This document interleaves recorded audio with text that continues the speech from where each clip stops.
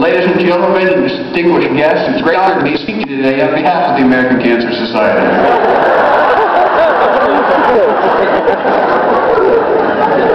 Or how about this? Hey, my name is Mr. Branyan. Welcome to your first day of kindergarten.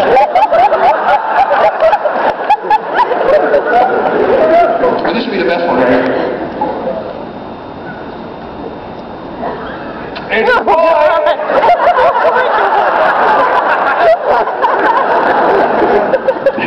Only you can prevent forest fires. All right.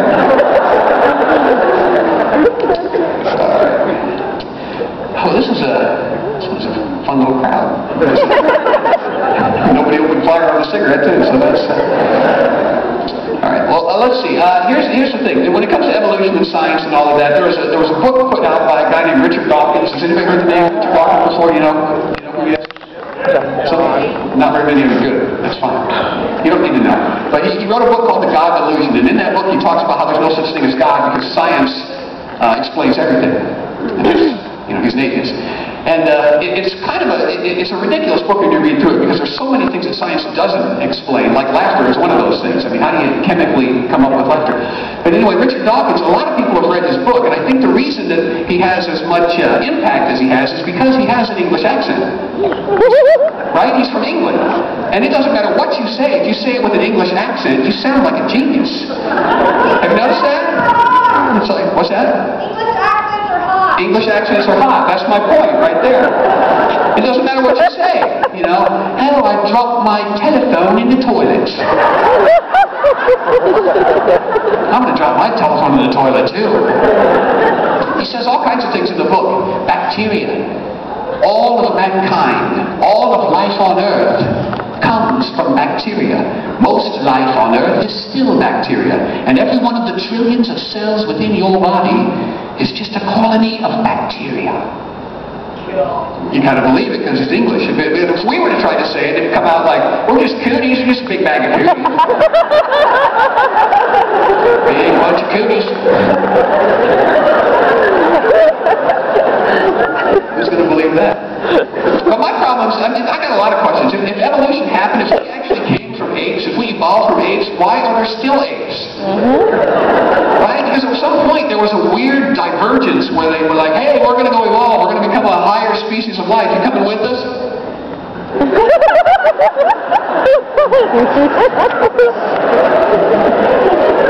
All right, we'll see you at the family reunion.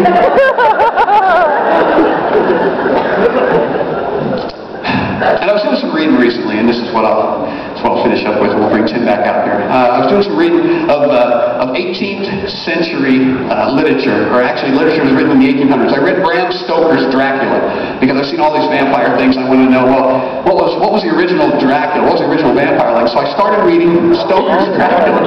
Now, has anybody read 1800s literature or 1700s Shakespeare? Anybody do that? Read through the classics, the literature?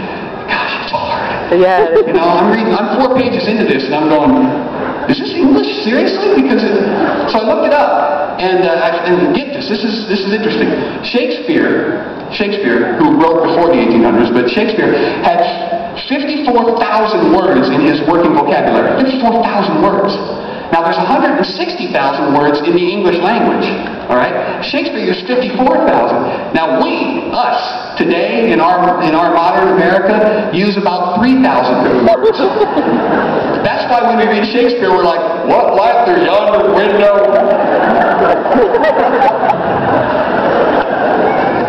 Is that a bad magazine? Just hand me that. And it occurred to me as I'm reading through this that, like, if I'd been around in the 1800s, I wouldn't be smart enough to even tell stories. I couldn't even do fairy tales for kids. I just don't have it, because they'd be a lot harder. It'd be like, in times past, though not long ago, there lived pigs in stature little, and number 3, who, being of an age both entitled and inspired to seek their fortune, did set out to do thusly.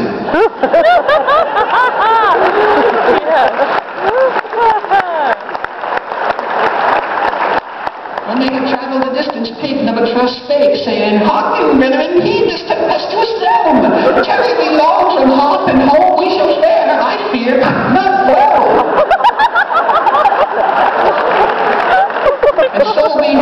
mutually agreed but individually impelled, the diminutive swine set about each to construct for himself an abode.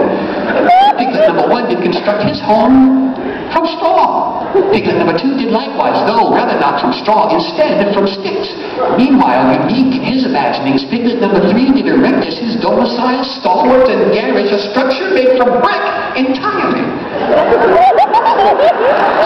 Soon there happened along, as is frequently the tale in classic tale of protagonist pig or red-hooded child, a wolf, carnivorous nature in full season. He called out to the straw-ensconced swine, saying, "Pray thee, little pig, grant me entrance."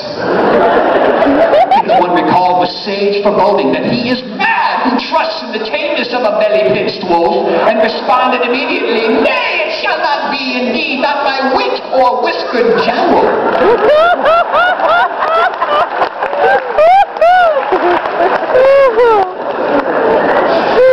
Expecting this most typical response, the wolf replied immediately, "Then steel thyself, little pig. Forthwith shall I employ, by means both huffing and puffing, to dismantle yon flaxen fortress." Whereupon there billowed forth from the wolf an exhale of gale proportion that quickly rendered straw hollowed and dregs and dross, and carried aloft Piglet and shattered quarters both. Exposed now to claw and fang, Piglet 1 made haste, wolf in pursuit, to the second pig's house.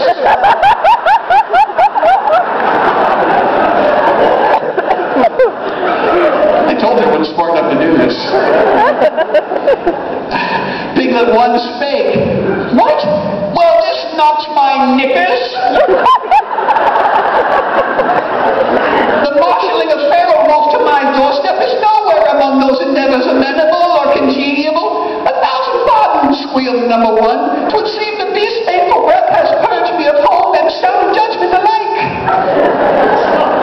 The malevolent blast of the wolf's second exhale splattered second swine's shack and shortened his scolding simultaneously.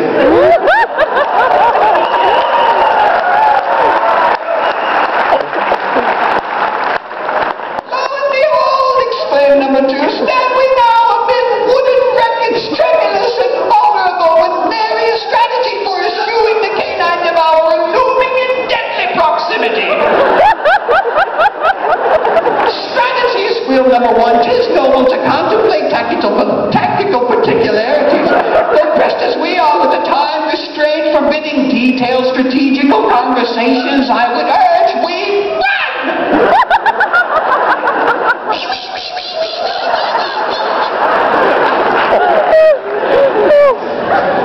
18th century pigs sound just like pigs today.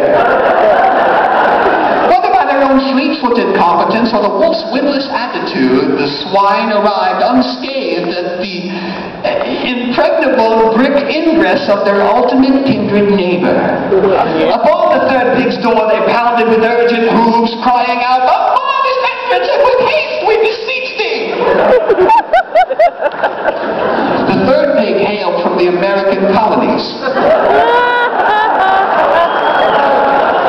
and possessing a vocabulary substantially less robust than his impromptu visitors, replied, "What?" "Seek we sanctuary," they implored, "lest we fall forthwith to the ravenous appetency of yonder approaching carnivore." Still confounded by their importunate words, Pig 3 did render ajar his portal, whereupon 1 and 2 spilled through and collapsed beyond the threshold, enervated. "Well, y'all just wanted to come in, why didn't you say so?" The sinister howl of the wolf could once again be heard. "Grant me entrance, little pigs." "The wolf!" exclaimed 1 and 2. "Wolf," said 3. "What do you suppose he wants?" "He seeks to gain purchase, indeed, to occupy this very alcove, where he but afforded the most meager of opportunities." "So you're saying I should open the door and ask what he wants?" "Under no circumstances," exclaimed 2, flinging himself bodily against the door. "There is naught to be gained accosting external opponents, save our own immediate demise." "What'd you say about my mama?"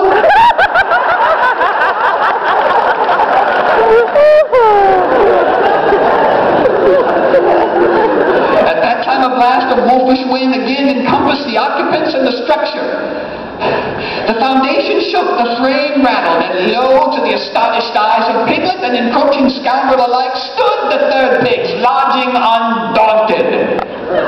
It's a good thing.